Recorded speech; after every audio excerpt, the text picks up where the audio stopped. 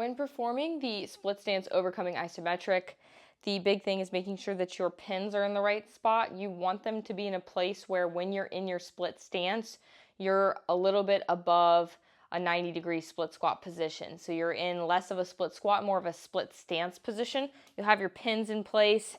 You're gonna have the bar in between your legs, which are gonna be in that split stance position.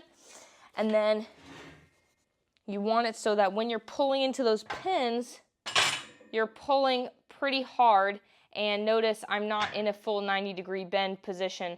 I'm actually slightly higher than that in a, let me get my bar right, in a split stance position. In the overcoming isometric, it's pretty straightforward.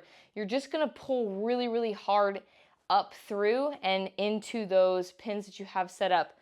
The biggest thing is going to be pull as hard as you can. And the length of time depending on, what you're trying to get out of the movement or what your coach might be programming for you or what's written in your program.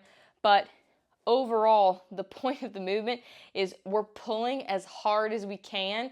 We are seriously trying to shoot or push our feet up through those pins as hard as we can, generating as much force as possible. The cool thing about this exercise is it kind of sets you in a position. Once you're there, which is nice, but really important that when you set up, you get set up good.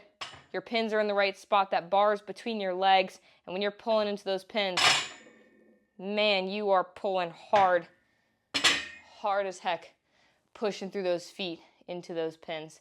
You are not, you're pulling your arms up, your chest up into the pins, but you're also pushing your feet up into those pins as well. So that's the overcoming isometric split squat. It's fairly straightforward in the sense of what you're doing, but that setup and that position is really important.